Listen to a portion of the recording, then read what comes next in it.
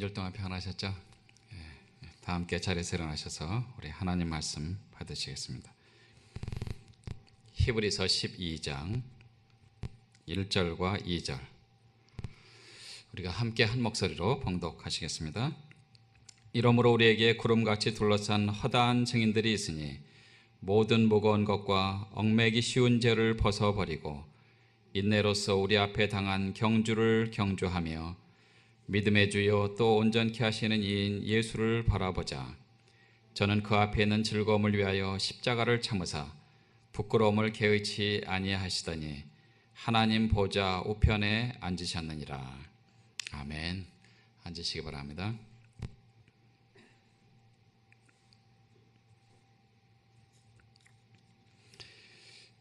구소련의 독재자 스탈린의 딸 스베틀라나는 1967년도에 미국으로 망명을 했습니다. 그리고 지난 2011년에 사망을 했습니다. 67년도에 와서 이제 어느 정도 시간이 지난 다음에 기자회견을 했습니다. 그리고 기자들이 또 인터뷰를 하고, 그리고 한 기자가 이런 질문을 했습니다. 미국 생활에서 가장 적응하기 어려운 것이 무엇입니까? 그렇게 질문했더니 이 스베틀라나는 다음과 같이 말했습니다.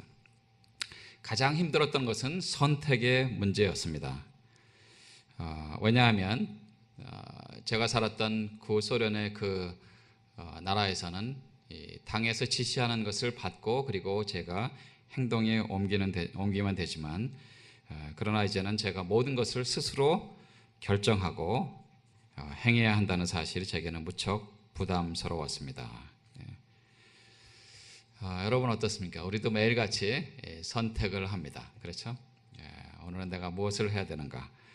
이런 선택도 하고 저런 선택도 하고, 그리고 선택에 익숙지 않은 그녀에게는 굉장히 부담이 됐던 것처럼 우리들에게도 선택이 부담스러울 때가 많이 있습니다. 그렇다면 저와 여러분은 무엇을 선택하고 그리고 무엇을 바라봄으로 믿음 안에서 승리할 수 있는가? 오늘 히브리서 기자를 통해서 우리가 지혜를 얻기를 원합니다. 첫 번째는 주변에 있는 믿음의 승자들을 바라보시기 바랍니다. 히브리서 12장 1절 전반절 말씀 다시 한번 보겠습니다. 이러므로 우리에게 구름같이 둘러싼 허다한 증인들이 있으니 그랬습니다.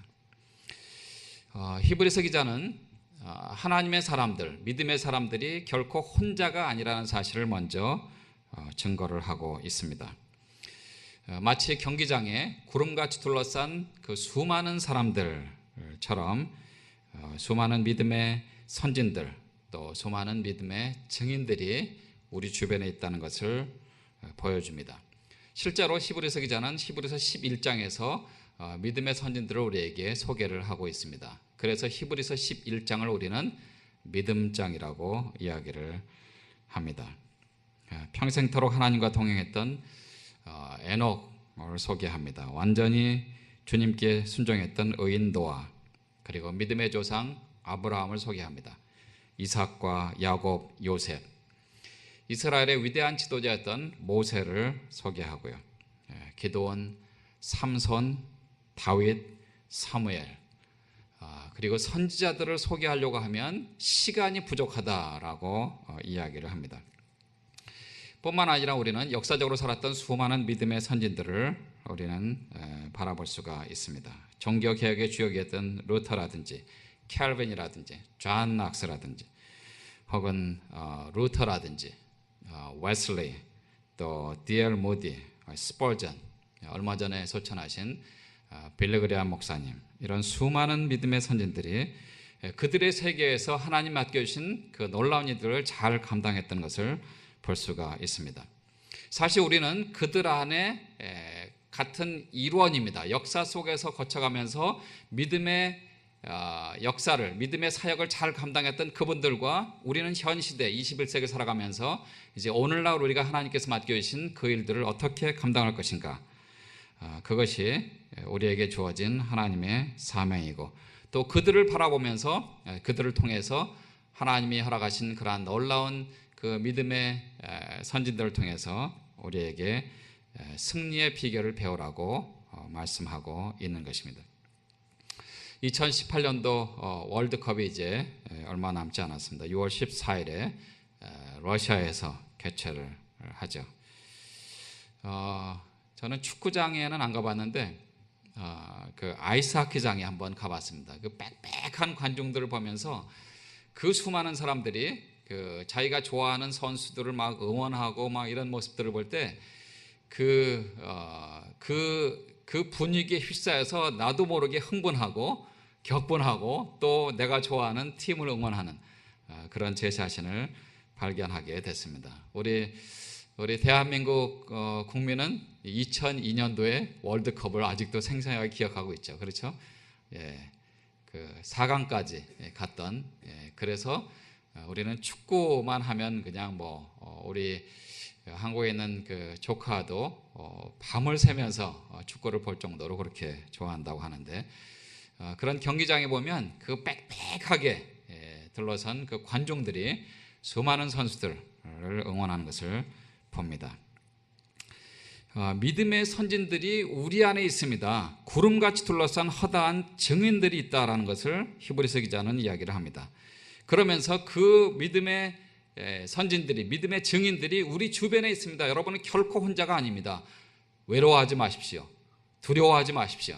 그리고 낭망하지 마시고 실망하지 마시고 전능하신 하나님께서 그들을 통해서 역사하신 그 놀라운 역사를 여러분도 기억하시고 그리고 주님 안에서 믿음의 승리의 삶을 사시기 바랍니다 하는 그 위로와 격려를 우리는 받습니다.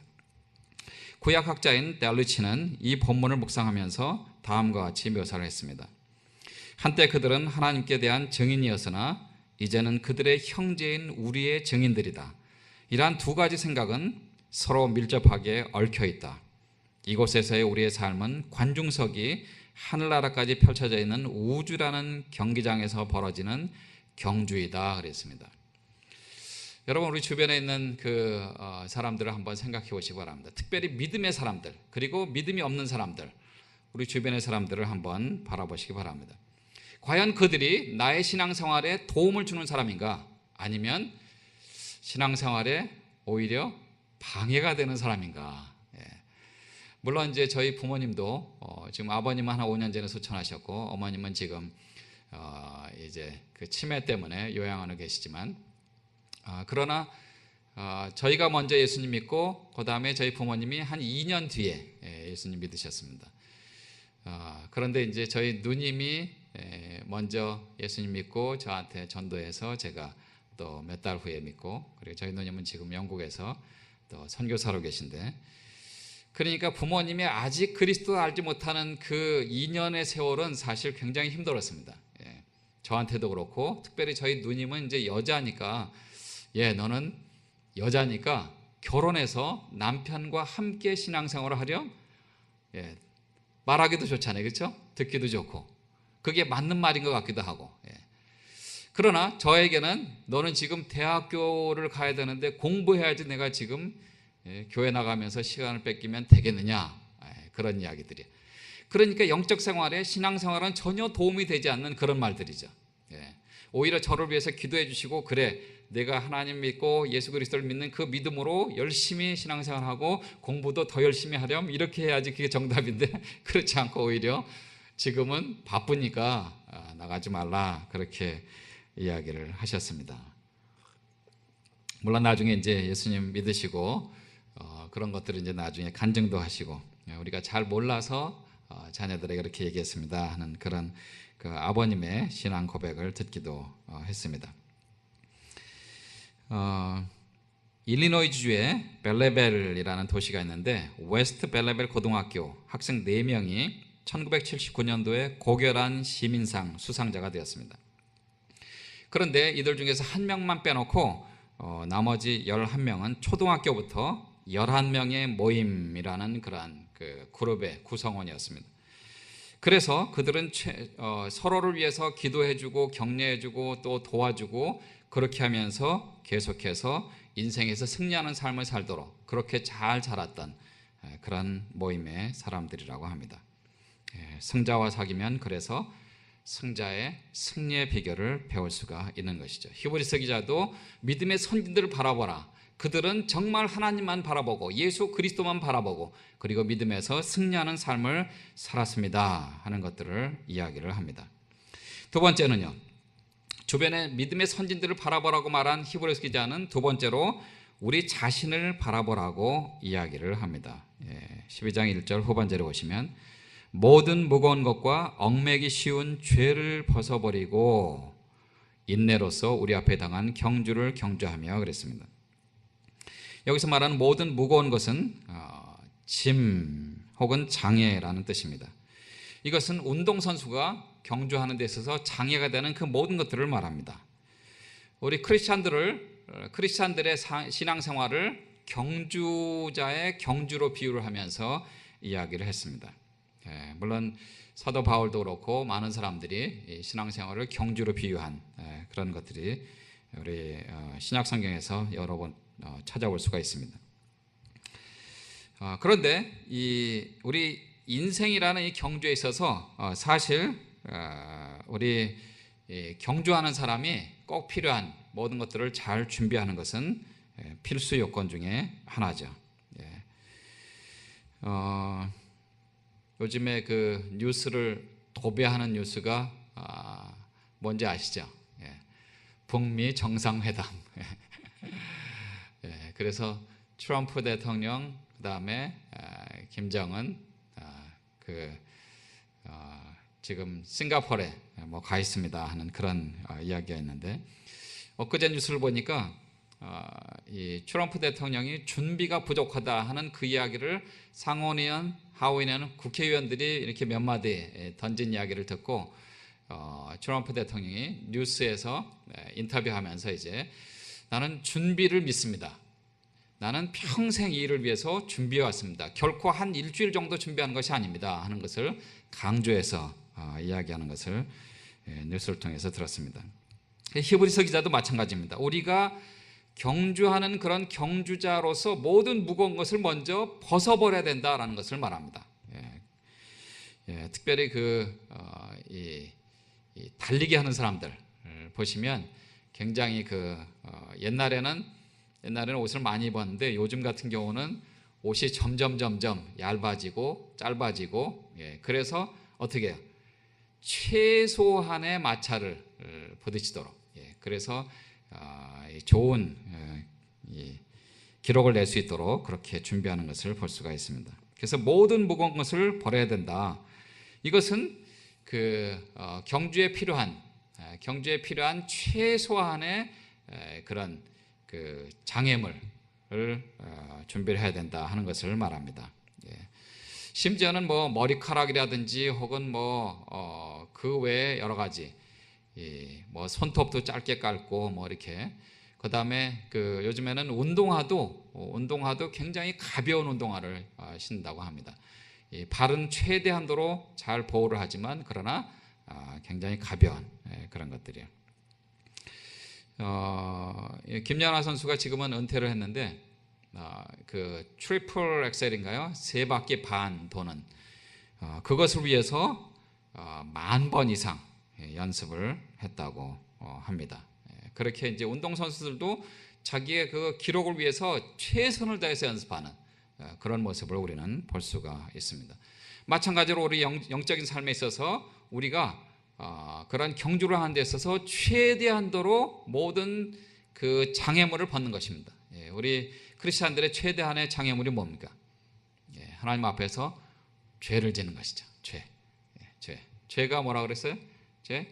죄는 헬라어로 하말티아라는 뜻인데 하나님의 뜻이라고 하는 이 관역을 빗나가는 그 모든 것들이 다 죄입니다.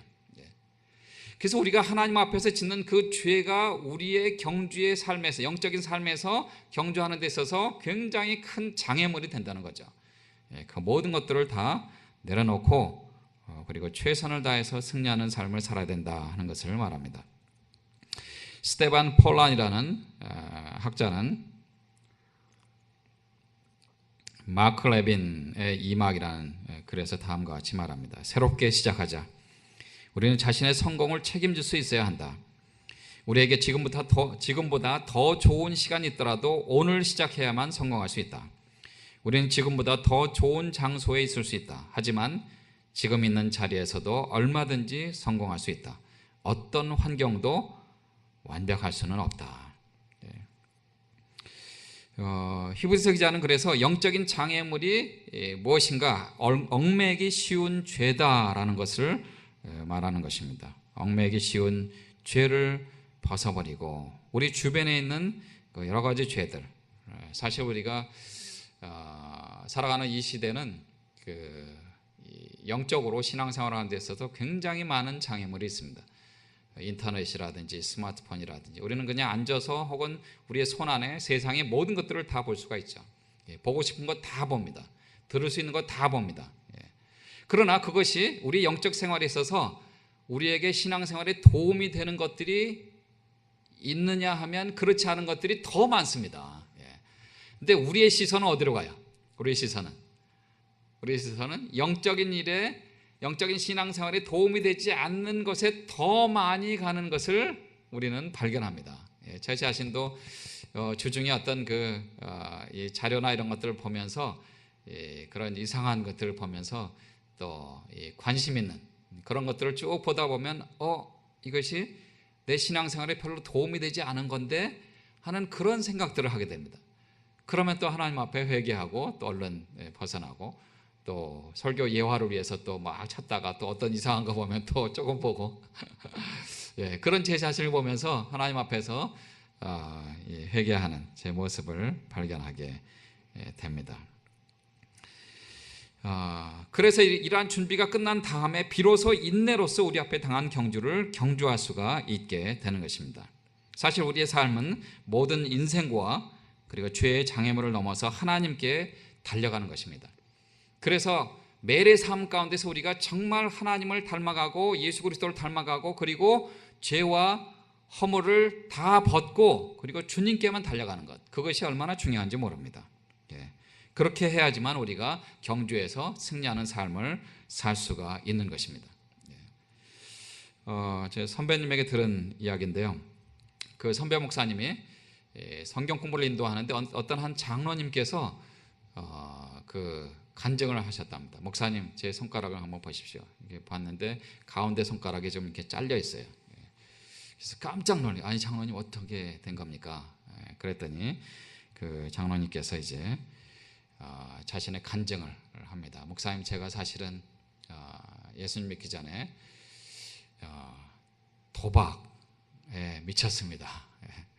그래서 식구들 다 버리고 매일같이 돈 조금만 생기면 가서 도박하고 조금만 생기면 도박하고 제 아내는 저를 위해서 계속해서 눈물을 흘리면서 기도했는데 저는 아랑곳하지 않고 계속해서 도박하고 돈을 가끔 딸 때도 있지만 잃을 때가 더 많았죠. 그러다 어느 날 도박을 하고 밤늦게가 아니라 거의 새벽에 들어오는데 아내가 그때까지 자지 않고 눈물을 흘리면서 기도하는 소리를 들었습니다. 하나님, 우리 남편이 예수 믿게 하시고 그리고 정신을 차리고 가정을 돌보게 하시고 그 이야기를 들으면서 그 기도하는 소리를 듣고 제가 잠깐 이제 정신을 차린 거죠.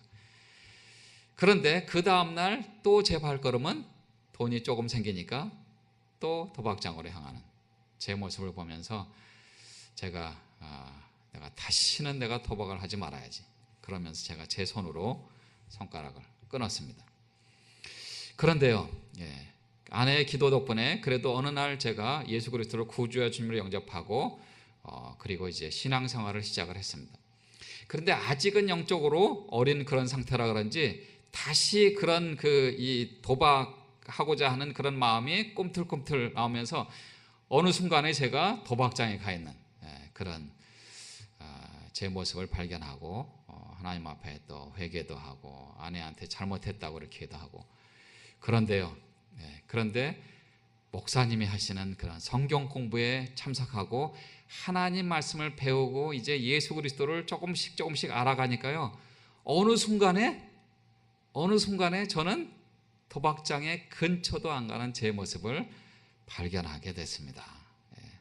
그런 놀라운 간증을 하는 것을 들었습니다. 그렇습니다. 사실 우리가 영적인 이런 경주장에 우리는 나와 있습니다. 우리가 예수 그리스도를 믿는 그 순간에 우리는 영적인 경주를 하고 있는 것입니다. 많은 사람들은 계속해서 앞으로 다가가고 있는데, 그리고 열심히 달려가는 사람도 있고, 그러나 어떤 분은 제자리에 그대로 멈춰 계신 분도 계실 것입니다. 아니, 어떻게 보면 상대적으로 그 자리에 있는 것이 아니라 뒤처지는 거죠. 계속해서 뒤처지는 거죠.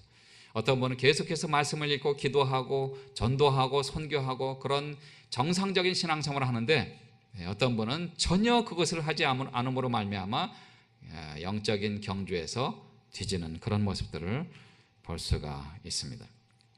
수많은 사람들이, 수많은 증인들이 지켜보고 있다는 사실을 우리는 기억해야만 될 것입니다. 우리 주변에 있는 사람들이 혹시 나를 보지 못할지라도 믿음의 선진들, 우리 주님 예수 그리스도, 성부 하나님, 성령 하나님, 그분들은 나를 계속해서 지켜보고 있습니다. 그래서 히브리서 기자는 세 번째로 우리가 바라봐야 될 분은 바로 예수 그리스도시라는 사실을 이야기를 합니다. 세 번째로 그래서 예수를 바라보라 라고 얘기를 합니다. 2절에 보시면 믿음의 주여 또 온전케 하신 이인 예수를 바라보자 그랬습니다. 저는 그 앞에 있는 즐거움을 위하여 십자가를 참으사 부끄러움을 개의치 아니하시더니 하나님 보좌 우편에 앉으셨느니라 그랬습니다. 여기서 말씀하시는 믿음의 주여 온전케 하신 이라는 이 말은 믿음을 창시하신 분이고 그리고 완성하신 분입니다 라는 그런 뜻입니다. 영적인 삶에 있어서 예수님은 앞에서 우리의 영적인 삶을 인도하는 분입니다 라는 그런 뜻입니다. 그러니까 우리가 바라봐야 할 분은 바로 예수 그리스도, 우리를 구원하신 창조주 하나님, 하나님의 아들, 그분이십니다. 우리가 사실 우리 혼자의 힘으로 할 수 없는 그런 것들이 많이 있지만, 그러나 예수 그리스도, 나를 완성하시고 나를 인도하시는 그분, 믿음을 창시하신 그분, 믿음을 완성하시는 그분, 예수 그리스도를 바라볼 때 주님께서 우리를 도와주시고 우리가 믿음의 경주에서 승리할 수 있는 그러한 힘을 주시는 것입니다. 곁눈질 하지 말고 오직 주님만 바라보라고 말합니다.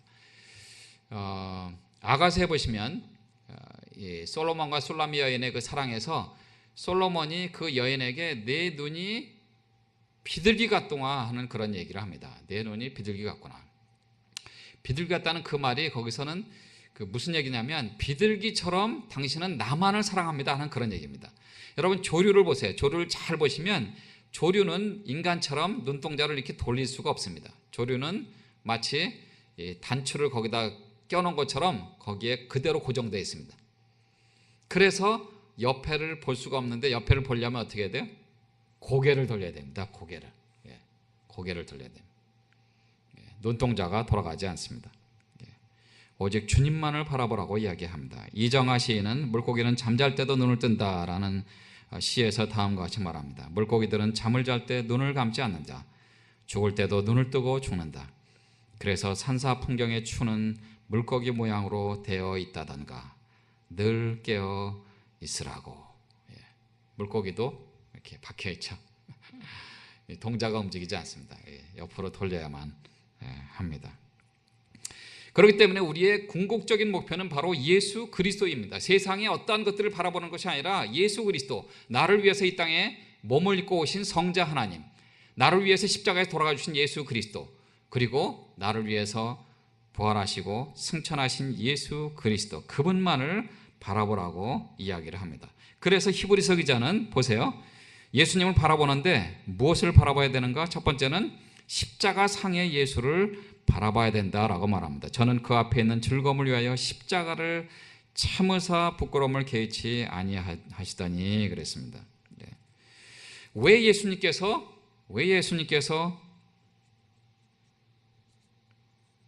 하나님의 버림을 받으셨습니까? 왜냐하면 예수님께서는 하나님의 명령을 받았죠. 이 땅에 있는 모든 사람들을 구원하시기 위해서 성자 하나님, 인간의 몸을 입고 이 땅에 오셨습니다.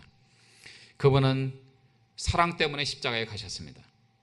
죄가 없으신 분이 죄를 다 가지고 가셨습니다. 그리고 이 땅에 있는 모든 사람들의 인류의 모든 죄와 허물을 다 가지고 십자가에서 돌아가 주셨습니다. 그리고 3일 만에 부활하셨죠. 시편 103편 12절에 보시면 동이 서에서 먼 것처럼 우리의 죄가를 우리에게서 멀리 옮기셨으며 그랬습니다. 오직 예수 그리스도, 죄가 없으신 그분만이 인류의 모든 죄를 다 없애주실 수가 있습니다.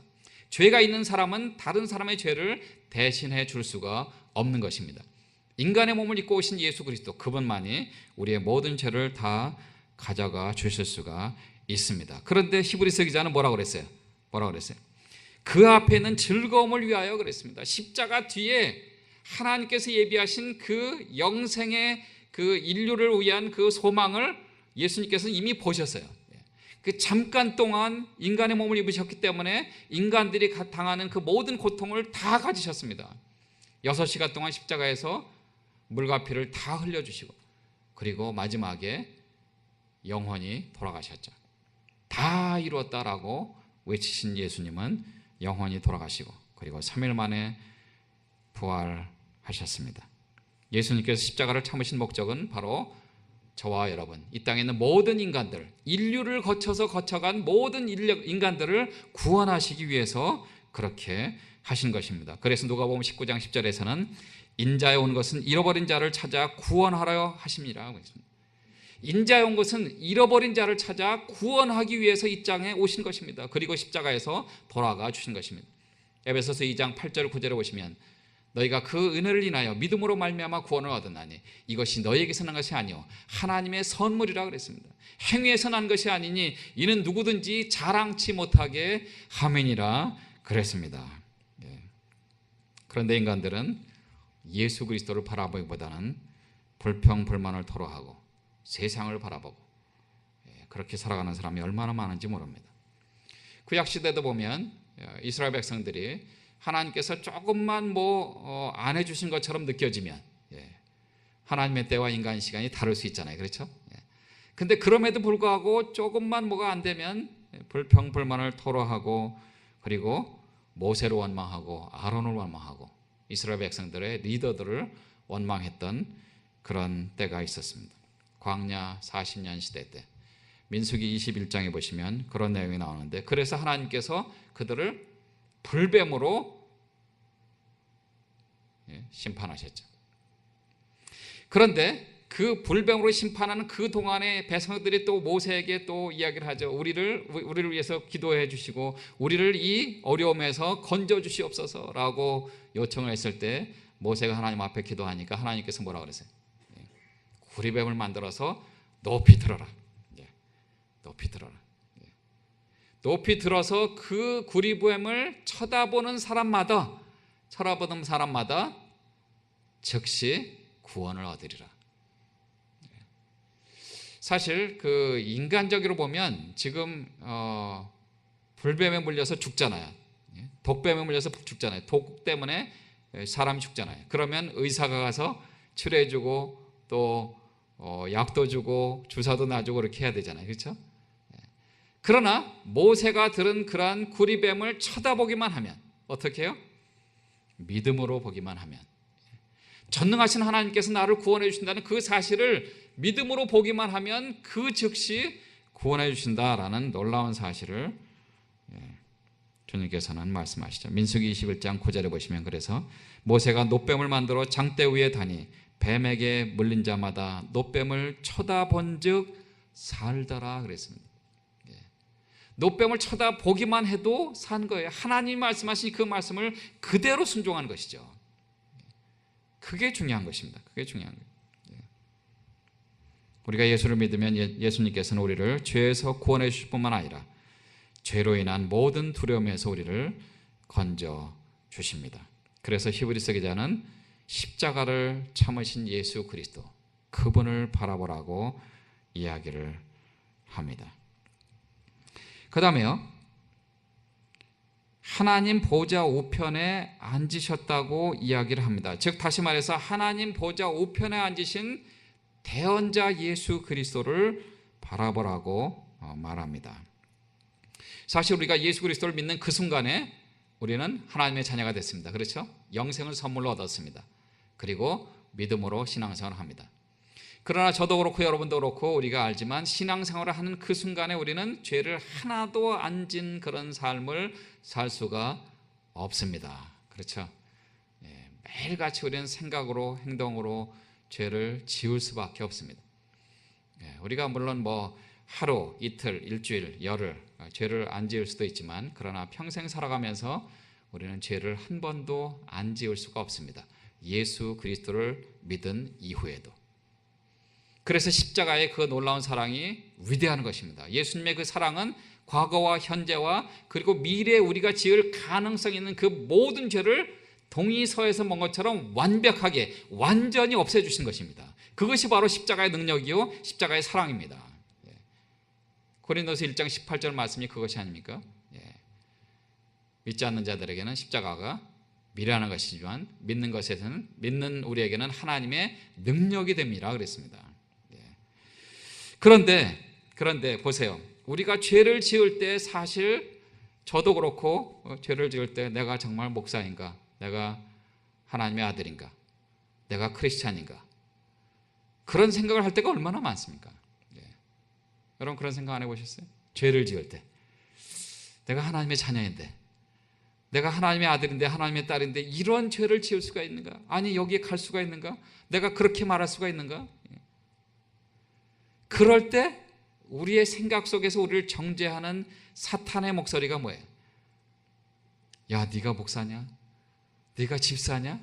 어떻게 그럴 수가 있느냐? 어떻게 그런 엄청난 죄를 지을 수가 있는가 하는 그러한 정죄를 받을 수가 있죠. 그럴 때 우리의 양심은 얼마나 쓰립니까? 그렇죠? 그 순간에 내가 지었던 그 죄에 대한 후회도 나오고 또 하나님 앞에 회개도 하지만 그러나 여전히 우리의 마음은 씁쓸하죠. 앞으로 내가 절대로 그런 죄를 짓지 말아야지. 내가 정말 주님만 바라봐야지. 그렇게 결심을 하지만 또 죄를 짓는 내 모습을 다시 바라봅니다. 그럴 때 히브리서 기자는 뭐라고 그래요? 하나님 보좌 우편에 앉아 계신 예수 그리스도 그분을 바라보십시오. 그분은 우리를 위해서 기도해 주신 분이고 그분은 우리를 위해서 대언하시는 대언자가 되시는 분입니다. 우리를 위해서 변호해 주시는 변호인이라는 그런 뜻입니다. 그래서 히브리서 기자는 히브리서 4장 14절에서 예수님을 대제사장이라고 그렇게 표현을 하고 있습니다. 그러므로 우리에게 큰 대제사장이 있으니 승천하는 자 곧 하나님 아들 예수시라. 우리가 믿는 도리를 굳게 잡을지어다 그렇게 말했습니다. 우리가 믿는 도리를 굳게 잡을지어다. 즉 대언자 예수 그리스도 그분이 나를 위해서 대언을 해주시는 거예요. 나를 위해서 변호해 주시는 거예요. 내가 죄를 짓는 그 순간에 하나님 아버지 내가 저 석균이를 위해서 내가 그 죄를 위해서 그 죄를 지을 것은 나는 이미 알았습니다. 과거의 현재 그리고 앞으로 지을 그 가능성 있는 그 모든 것들 그것까지 내가 다 싸잡아서 십자가에서 내가 대신 죽었습니다. 하나님 아버지 석균이를 용서해 주시옵소서. 그것이 바로 우리의 대언자 되시는 예수 그리스도이십니다. 구약의 백성들은 1년에 한 번씩 대제사장이 모든 백성들의 죄를 다 가지고 오면 대제사장이 그 죄를 선포하고 어린 양의 머리에 안수합니다.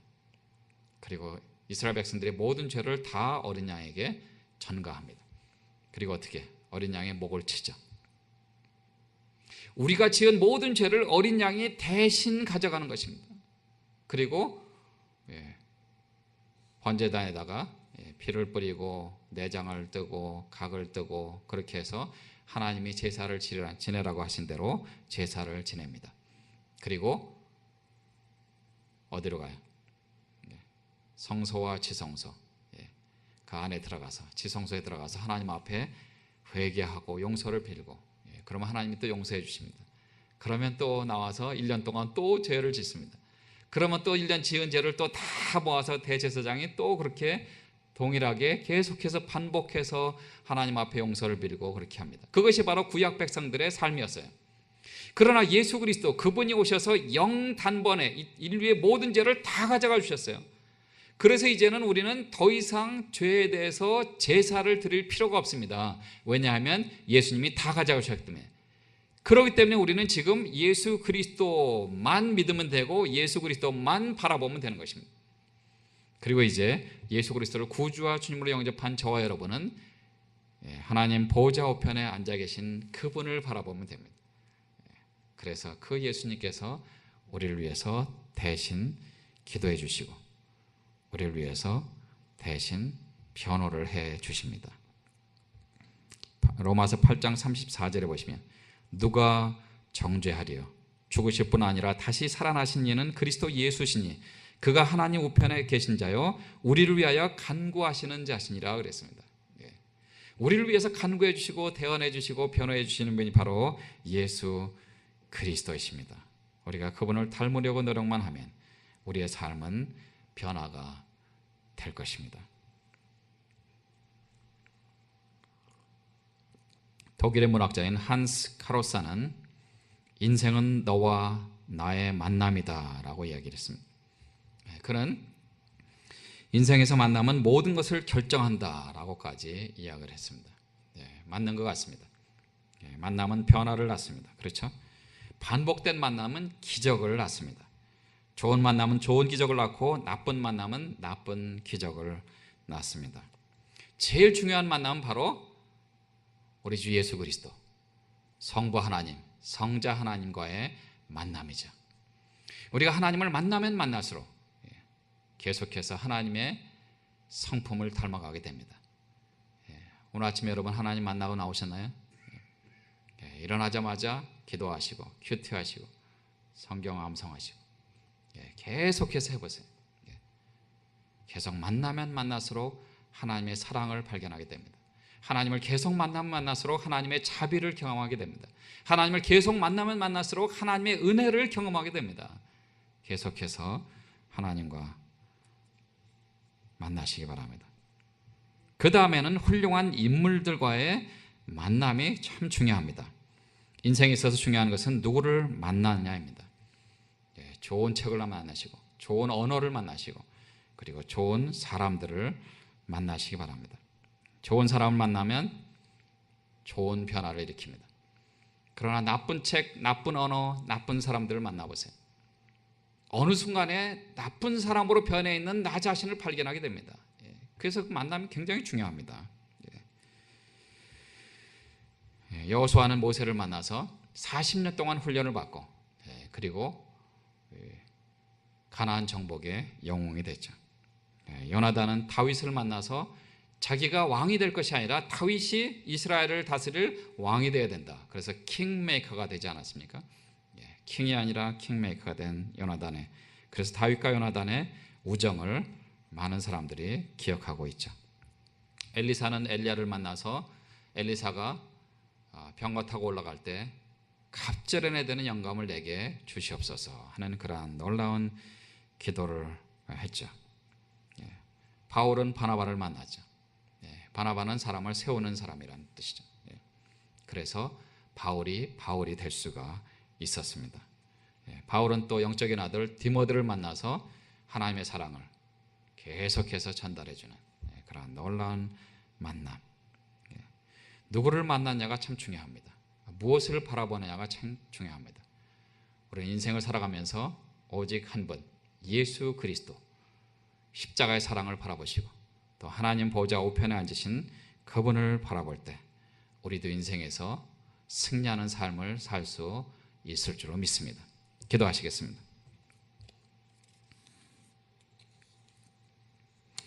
하나님 아버지, 우리가 믿음의 삶을 살아가면서 얽매이기 쉬운 갖가지 짐이 있고 그리고 죄가 있습니다. 하나님, 이러한 것들을 벗어버릴 수 있도록 인도해 주시옵소서. 믿음의 경주를 인내하면서 규칙대로 경계하는 저희가 될 수 있도록 인도해 주시옵소서. 하나님 아버지, 매일의 삶 가운데서 선한 일을 할 수 있도록 도와주시고 낙심하지 않게 인도해 주시고 무엇보다도 믿음의 창시자요 완성자이신 우리 주님 예수 그리스도를 바라보고 말미암아 승리하는 삶을 살아가는 저희가 될 수 있도록 인도해 주시옵소서. 감사드리며 살아계신 예수님의 이름으로 기도드립니다. 아멘. 송축해 내 영혼아 거룩하신 이름 이전에 없었던